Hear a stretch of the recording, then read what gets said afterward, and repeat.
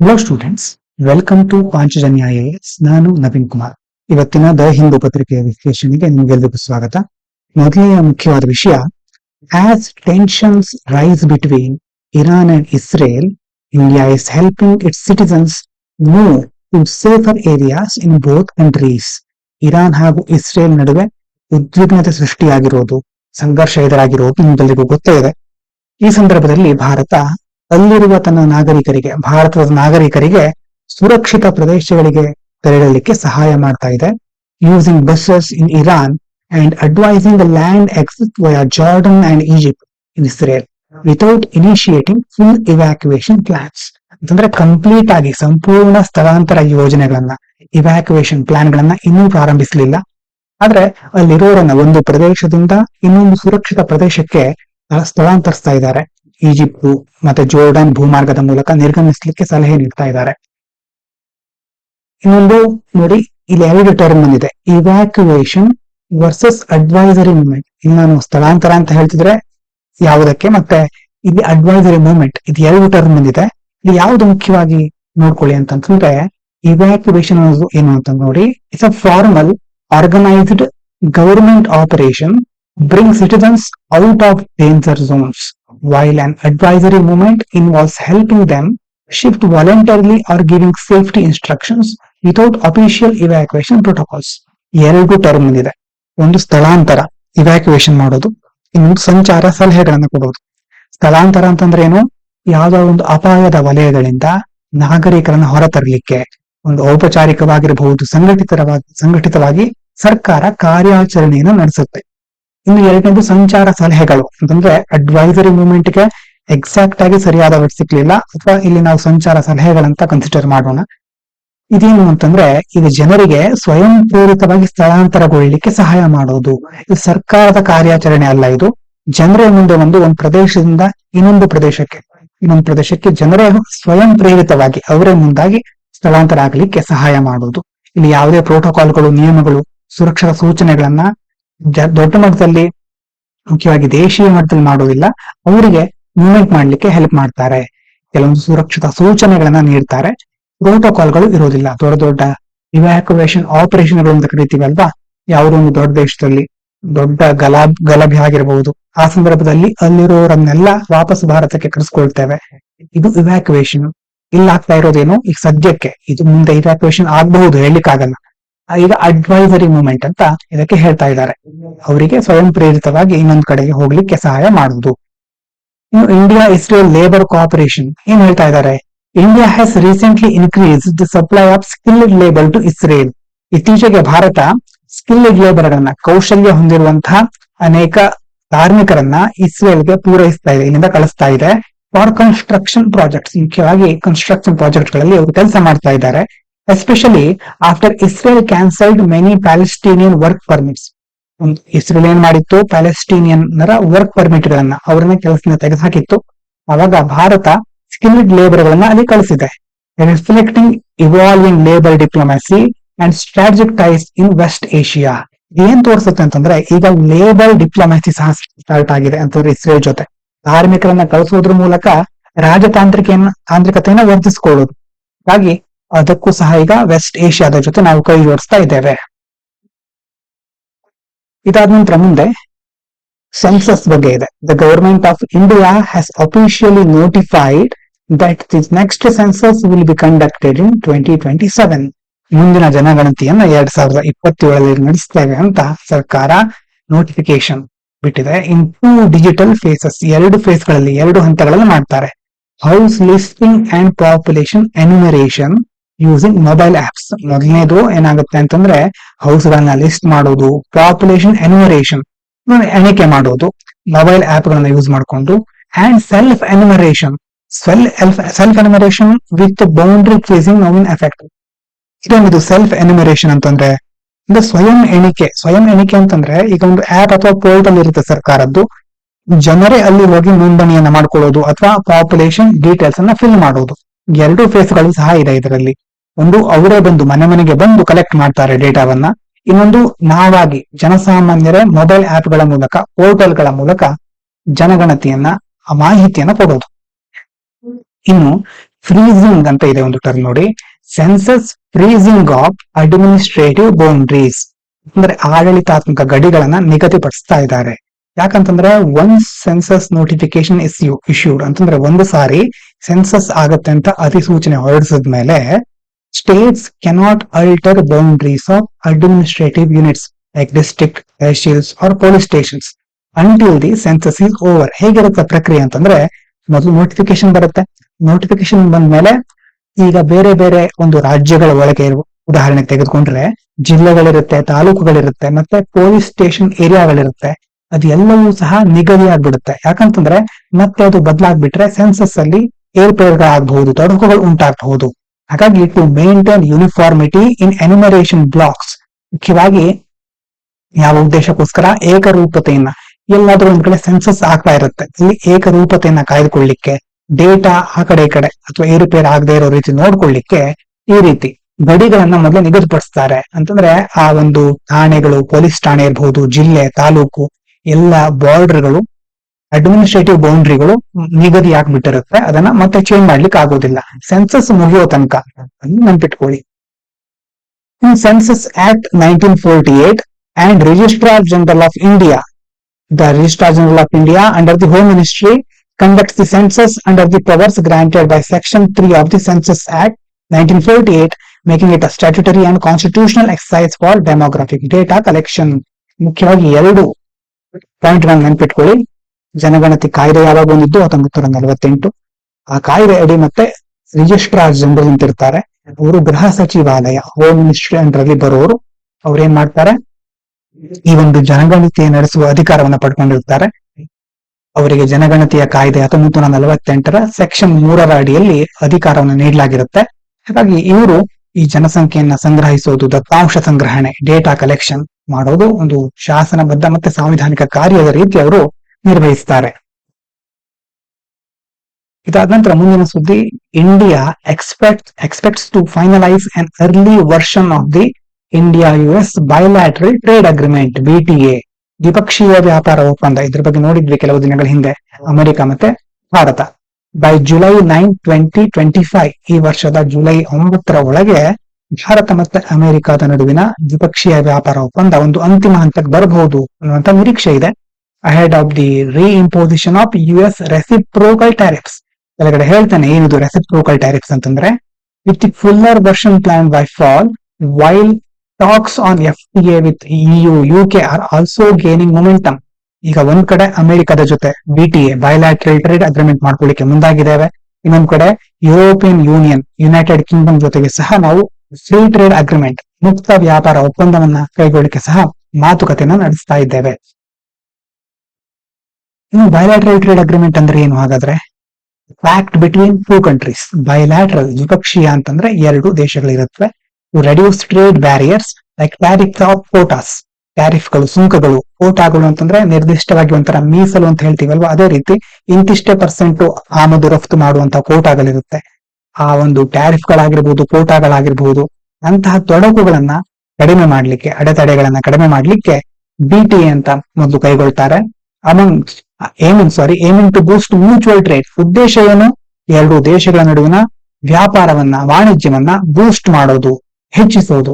India's BTA with the US is focused on goods, services and easing investment rules. ಮುಖ್ಯವಾಗಿ ಬೇರೆ ಬೇರೆ ಸರಕುಗಳಿರ್ಬಹುದು, ಸೇವೆಗಳಿರ್ಬಹುದು, ಹಾಗಾಗಿ ಮತ್ತೆ ಅದರ ಜೊತೆ ಹೂಡಿಕೆ ನಿಯಮಗಳು, ಇದೆಲ್ಲದರ ಮೇಲೆ ಇದು ಡಿಪೆಂಡ್ ಆಗಿದೆ.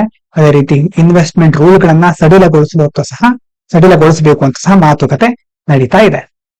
ಇನ್ನೊಂದು ಟರ್ಮ್ ಇತ್ತು ರೆಸಿಪ್ರೋಕಲ್ ಟ್ಯಾರಿಫ್ಸ್ ಅಂತ. ಏನಿದು reciprocal tariffs? Tariffs imposed by one country. ಸುಂಕ ಇದು ಯಾವುದ್ರ ಮೇಲೆ ಹಾಕುವಂತ ಸುಂಕ? ಇಂಪೋರ್ಟ್ ಗಳ ಮೇಲೆ ಹಾಕುವಂತ ಸುಂಕ. ಅಂತಂದ್ರೆ ನಾವು ಆಮದು ಮಾಡ್ಕೊಳ್ತೀವಲ್ವಾ, ಅದ್ರ ಮೇಲೆ ಹಾಕುವಂತ ಸುಂಕ ಟ್ಯಾರಿಫ್ ಅನ್ನೋದು. ರೆಸಿಪ್ರೋಕಲ್ ಟ್ಯಾರಿಫ್ ಅಂತಂದ್ರೆ one country in response to similar duties by another. ಈಗ ಅಮೆರಿಕ ಇಲ್ಲಿದೆ, ಇನ್ನು ಭಾರತ ಈ ಕಡೆ ಇದೆ ಅಂತ ಇಟ್ಕೊಂಡ್ರೆ, ಅಮೆರಿಕ ಭಾರತದ ಮೇಲೆ ಸುಂಕವನ್ನು ವಿಧಿಸಿದೆ ಅಂತ ಇಟ್ಕೊಳ್ಳಿ. ಆಗ ಏನಾಗುತ್ತೆ, ಭಾರತದಿಂದ ಅಮೆರಿಕಕ್ಕೆ ಬರುವಂತಹ ಎಲ್ಲ ಇಂಪೋರ್ಟ್ ಗಳ ಮೇಲೂ ಸುಂಕಗಳಿರುತ್ತೆ. ಟ್ಯಾರಿಫ್ ಅಂತಂದ್ರೆ ಇಂಪೋರ್ಟ್ ಮೇಲೆ ಇರುವಂತಹ ಸುಂಕ, ಇದು ಟ್ಯಾರಿಫ್.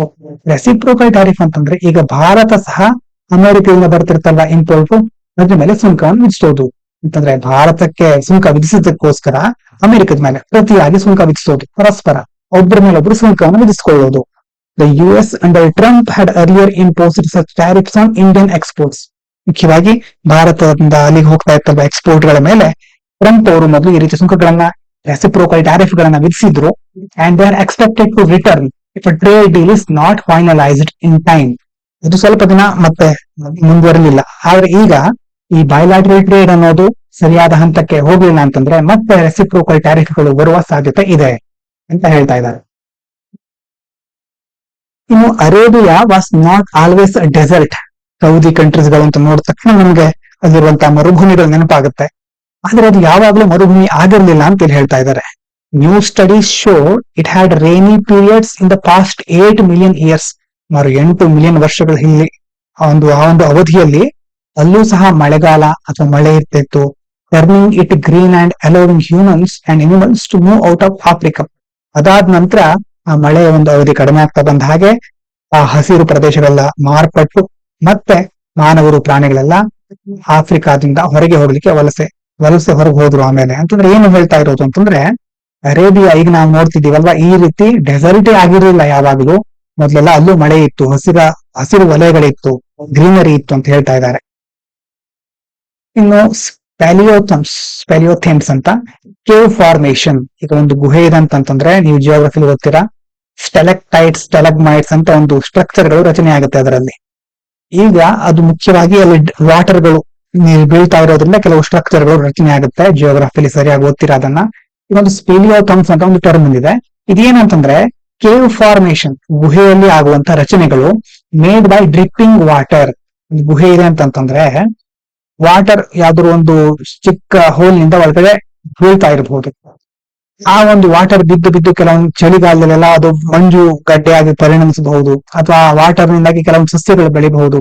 ಇದು ಬೇರೆ ಬೇರೆ ಪರಿಣಾಮಗಳಾಗುತ್ತೆ. ಆದ್ರೆ ಆ ವಾಟರ್ ಇಂದ ಏನಾದ್ರೂ ಒಂದು ಸ್ಟ್ರಕ್ಚರ್ ಫಾರ್ಮ್ ಆದ್ರೆ, ಒಂದು ರಚನೆಯಲ್ಲಿ ರೂಪುಗೊಂಡ್ರೆ ಅದಕ್ಕೆ ಸ್ಪೀಲಿಯೋಥಮ್ಸ್ ಅಂತ ಕರೀತಾರೆ. Their layers help scientists study old climate using special dating methods.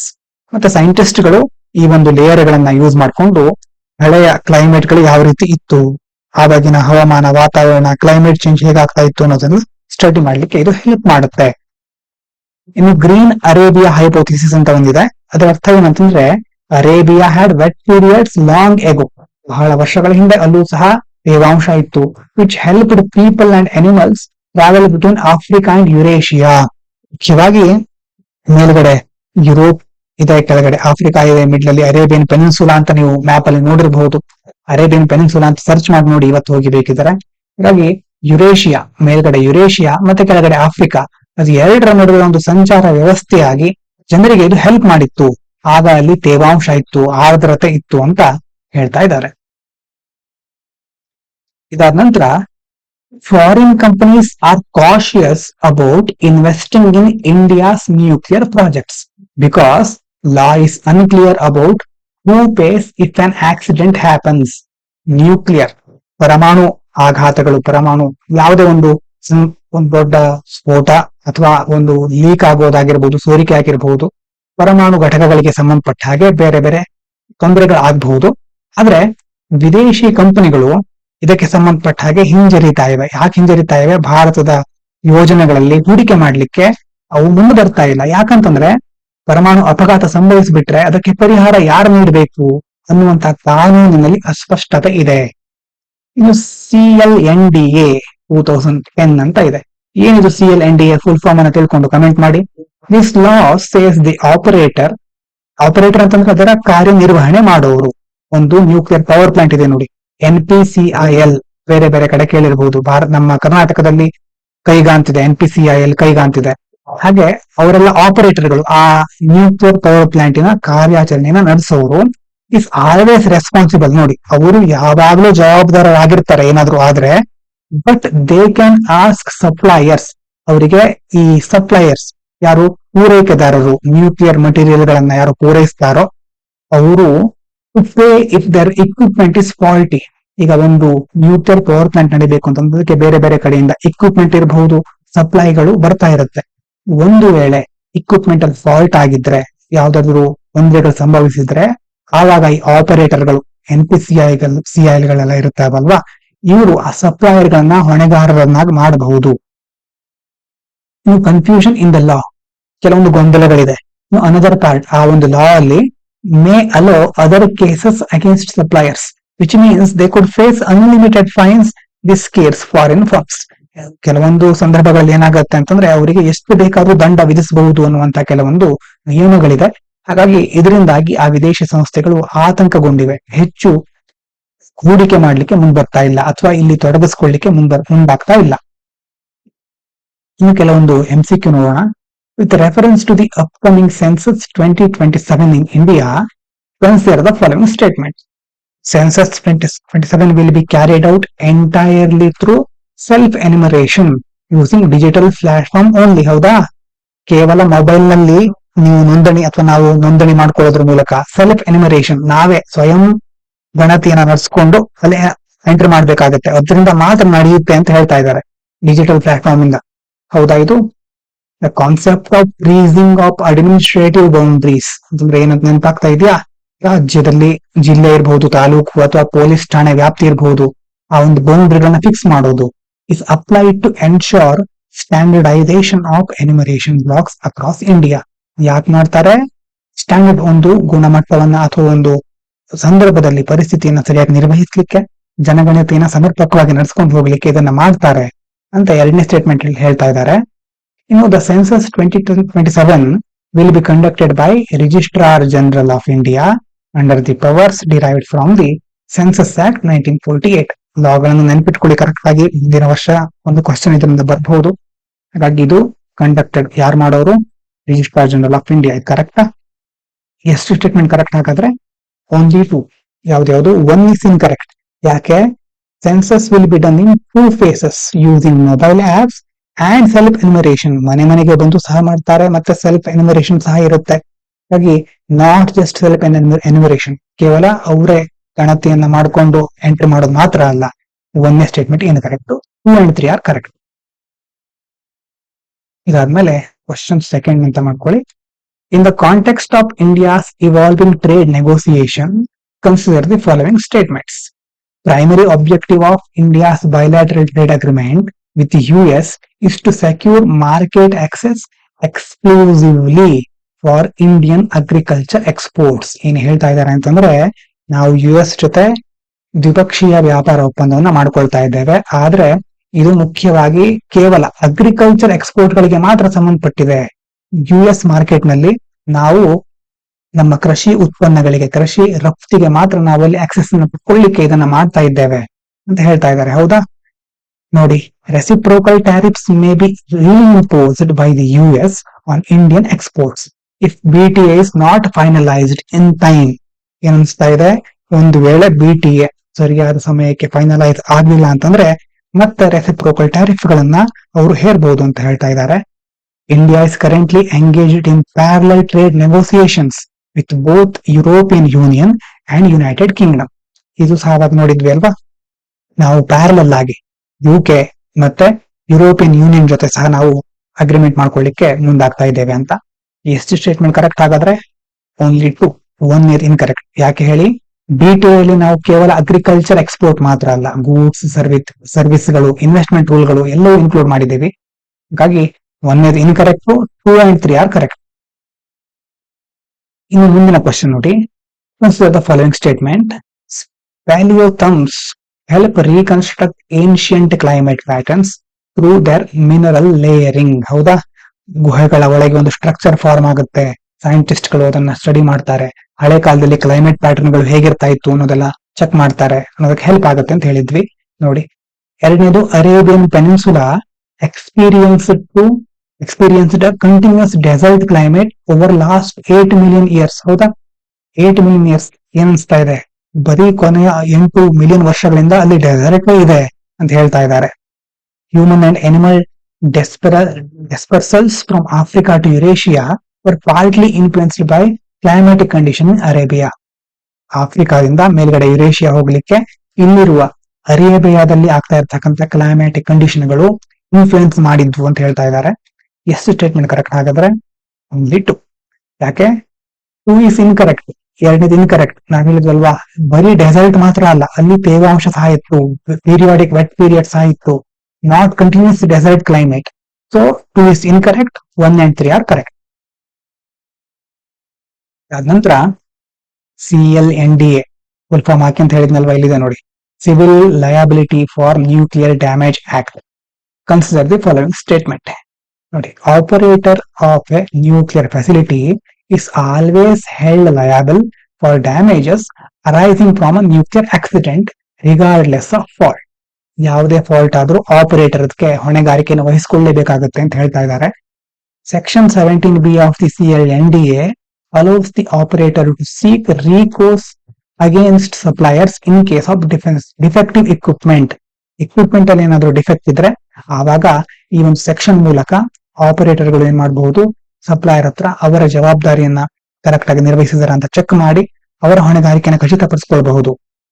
Foreign suppliers are protected from all forms of civil and criminal liability under the act. ಹೌದಾ, ಎಲ್ಲಾ ಸಪ್ಲೈಯರ್ ಗಳಿಗೂ ಇದರಿಂದ ಪ್ರೊಟೆಕ್ಷನ್ ಇದೆ ಅಂತ ಹೇಳ್ತಾ ಇದ್ದಾರೆ. ಯಾವ್ದು ಸರಿ ಅಂತ ಅನ್ಸ್ತಾ ಇದೆ? ಎಷ್ಟು ಸರಿ ಅನ್ಸ್ತಾ ಇದೆ? ಓನ್ಲಿ 2. ಯಾಕಂದ್ರೆ ಮೊದಲನೇದು ಕರೆಕ್ಟ್, ಯಾಕೆ ಆಪರೇಟರ್ ಗಳು ಯಾವಾಗಲೂ ರೆಸ್ಪಾನ್ಸಿಬಲ್ ಆಗಿರ್ತಾರೆ. ಆದ್ರೆ ಮೂರನೇದು incorrect. Statement 3 is incorrect due to section 46. Foreign suppliers fear unlimited liability. ಅವರಿಗೆ ಅನ್ಲಿಮಿಟೆಡ್ ದಂಡಗಳನ್ನ ವಿಧಿಸಬಹುದು.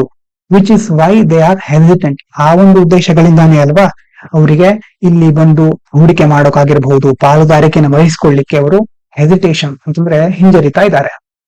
1 and 2 are correct. ಅದ ನಂತರ ಮುಂದಿನದು ಲಾಸ್ಟ್ ಅಲ್ಲಿ vocabulary. Ravi begin to excogitate a new business idea late at night. excogitate ಅಂತಂದ್ರೆ ಥಿಂಕ್ ಡೀಪ್ಲಿ, ತುಂಬಾ ಆಳವಾಗಿ ಯೋಚನೆ ಮಾಡ್ತಾ ಇದ್ದ. ಯಾವುದ್ರ ಬಗ್ಗೆ? ಹೊಸ ಬಿಸ್ನೆಸ್ ಐಡಿಯಾ, ಒಂದು ಹೊಸ ಬಿಸ್ನೆಸ್ ಅನ್ನ ಮಾಡ್ಲಿಕ್ಕೆ ಒಂದು ಐಡಿಯಾ ಬರ್ತಾ ಇತ್ತು, ಅದ್ರ ಬಗ್ಗೆ ಆಳವಾಗಿ ಯೋಚನೆ ಮಾಡ್ತಾ ಇದ್ದ. Hoping it would avoid the common pitfalls that had ruined his earlier ventures. ಈ ಸಾರಿ ಆದ್ರೂ ಯಾವುದೇ ಫಿಟ್ ಫಾಲ್ ಗಳಿಲ್ದೆ, ಯಾವುದೇ ಅಪಾಯಗಳು ಇಲ್ಲದೆ ನಾನು ಈ ಒಂದು ಬಿಸ್ನೆಸ್ ನ ಚೆನ್ನಾಗಿ ನಡ್ಸ್ಕೊಂಡು ಹೋಗಬಹುದು. ಯಾಕಂತಂದ್ರೆ ಮೊದಲೆಲ್ಲ ಇಂಥ ಫಿಟ್ ಫಾಲ್ ಗಳಿಂದ, ತೊಂದರೆಗಳಿಂದಾಗಿ, ಅಪಾಯಗಳಿಂದಾಗಿ ಅವನ ವೆಂಚರ್ಗಳು, ವೆಂಚರ್ ಅಂತಂದ್ರೆ ಸಾಹಸೋದ್ಯಮ ಅಂತ ಕನ್ನಡದಲ್ಲಿ ಹೇಳ್ತಾರೆ. ಇಲ್ಲಿ ಉದ್ಯಮಗಳು ಏನಾಗಿತ್ತು, ಆ ಉದ್ಯಮಗಳೆಲ್ಲ ಸರಿಯಾದ ರೀತಿಯಲ್ಲಿ ನಡ್ಕೊಂಡು ಹೋಗ್ಲಿಲ್ಲ, ಫೇಲ್ಯೂರ್ ಆಗ್ಬಿಟ್ಟಿತ್ತು. He would often confide in his close friends about his plans. ಅವಾಗ ಏನ್ ಮಾಡ್ತಾ ಇದ್ದ ಅವನು? Wood often ಕನ್ಫೈಡ್. ಕನ್ಫೈಡ್ ಅಂತಂದ್ರೆ ಏನು? ಇಲ್ಲಿ ನೋಡಿ, ಶೇರ್ ಅ ಸೀಕ್ರೆಟ್, ಸೀಕ್ರೆಟ್ ಅನ್ನ ಹಂಚ್ಕೊಳ್ಳೋದು. ವಿತ್ ಕ್ಲೋಸ್ ಫ್ರೆಂಡ್, ಬೇರೆ ಬೇರೆ ತನ್ನ ಸ್ನೇಹಿತರ ಜೊತೆ ಕನ್ಫೈಡ್, ಸೀಕ್ರೆಟ್ ಅನ್ನು ಹಂಚ್ಕೊಳ್ತಾ ಇದ್ದ ಪ್ಲಾನ್ ಗಳ ಬಗ್ಗೆ. ಬಟ್ ದಿಸ್ ಟೈಮ್, ಆದ್ರೆ ಈ ಬಾರಿ, ಹಿ ಕೆಪ್ಟ್ ಕ್ವೈಟ್, ಸುಮ್ಮನಿದ್ದ. Past failures had left him with a disrelish for overconfidence. ಮೊದಲೆಲ್ಲ ಸೋತಿರೋದ್ರಿಂದ ಅವನಿಗೆ ಈ ಸಾರಿ ಡಿಸ್ರೆಲಿಶ್, ಜಿಗುಪ್ಸೆ ಬರೋದು. ಅಂದ್ರೆ ಈ ಸಾರಿ ಯಾವ್ದು ಏನು ಬೇಡ, ನಾ ಯಾರಿಗೂ ಹೇಳೋದಿಲ್ಲ, ನನ್ ಪಾಡಿ ನಾನು ಮಾಡ್ಕೊಳ್ತೇನೆ ಅಂತ ಅವನಿದ್ದ. And he didn't want to success to cloy him as it had before. Cloy ಅಂತಂದ್ರೆ ಏನು? ಓವರ್ ಸ್ಯಾಟಿಸ್ಫೈ, ಬೋರ್ ಆಗೋದು ಅಂತಂದ್ರೆ ತುಂಬಾ ಬೇರೆ ಬೇರೆ ಕ್ರಮಗಳನ್ನ ಅಥವಾ ಬೇರೆ ಬೇರೆ ವೆಂಚರ್ಗಳನ್ನ ಮಾಡ್ತಾ ಇತ್ತ. ಅವನಿಗೆ ಮತ್ತೆ ಆ ಸಕ್ಸಸ್ ಬಂದು ಕೆಲವೊಂದ್ಸಾರಿ ಮತ್ತೆ ಏರುಪೇರ್ ಆಗೋದ್ರಿಂದ ನಾನು ಬೋರ್ ಆಗ್ಬಾರದು, ನನ್ನ ಗುರಿನ ನೆನಪಿಟ್ಕೊಳ್ಬೇಕು ನಾನು ಅಂತ ಅವನು ಈಗ ಥಿಂಕ್ ಮಾಡ್ತಾ ಇದ್ದಾನೆ. Sweet at first but too much in the end. Starting ಅಲ್ಲಿ ಚೆನ್ನಾಗಿ ಅನ್ಸಬಹುದು, ಆದ್ರೆ ಎಂಡ್ ಅಲ್ಲಿ ಅದು ಜಾಸ್ತಿ ಆಗ್ಬಿಡುತ್ತೆ. ಅಂತಂದ್ರೆ ನಮ್ಮನ್ನ ಒಂದ್ಸಾರಿ ಎಕ್ಸಾಜರೇಟ್ ಮಾಡೋದು ಅಂತ ಹೇಳ್ತೀವಲ್ವಾ, ಅಥವಾ ಕಂಪ್ಲೀಟ್ ಆಗಿ ನಾವು ಎಕ್ಸ್ಪ್ಲಾಯ್ಟ್ ಆಗೋದು ಅಂತ ಹೇಳ್ತೇವೆ. ಸ್ಟಾರ್ಟಿಂಗ್ ಅಲ್ಲಿ ತುಂಬಾ ಯೋಜನೆಗಳನ್ನ ಹಾಕೊಳ್ಳೋದು, ಆಮೇಲೆ ಯಾವ್ದು ಸರಿಯಾಗಿ ನಡೆಯೋದಿಲ್ಲ, ಅಂತ ಒಂದು ಪ್ರಕ್ರಿಯೆ ಈಗಲೂ ಆಗ್ಬಾರ್ದು ಅಂತ ಅವನು ಥಿಂಕ್ ಮಾಡ್ತಾ ಇದ್ದ. ಇವಿಷ್ಟು ಇವತ್ತಿನ ಮುಖ್ಯವಾದ ವಿಚಾರಗಳು. ಎಲ್ಲರಿಗೂ ಧನ್ಯವಾದಗಳು. ಇದು ಪಾಂಚಜನ್ಯ IAS.